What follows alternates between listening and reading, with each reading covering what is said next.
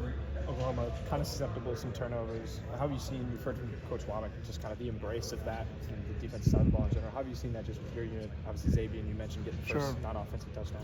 I think all things always begin with the ball. You think about how you attack the ball, how you leverage the ball, day one fundamentals, how you hold the ball, how you chase the ball. We're going to praise those that get to the ball. How do you punch a ball? How do you locate a ball? All things are the ball. So we put a big emphasis on the ball. We start every single day with turnover circuits, practice periods about all the intricate details of it's the ball. The game is about the ball. The ball is a program.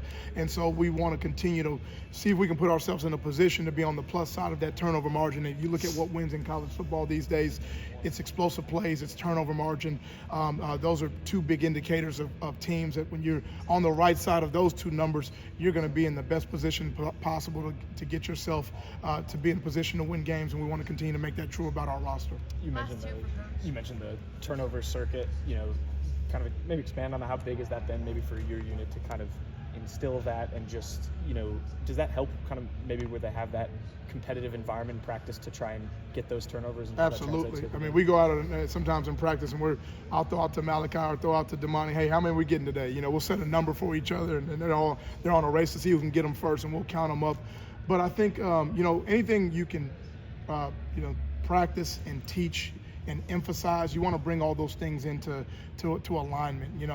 We can say we want to take the ball away, but if we don't teach it the right way and we don't really make an emphasis of it, it's not going to happen the right way. So I think you look at all three levels of our defense that are able to affect the ball in some way. We know that if you can't become a great player if you don't affect the ball defensively. So we judge it, a lot of our defensive guys, by how closer to you are you to the ball when the play ends.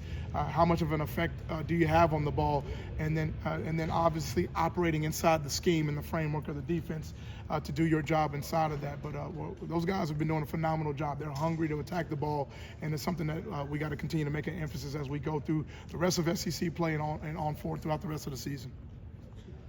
Thank you, guys. Thanks.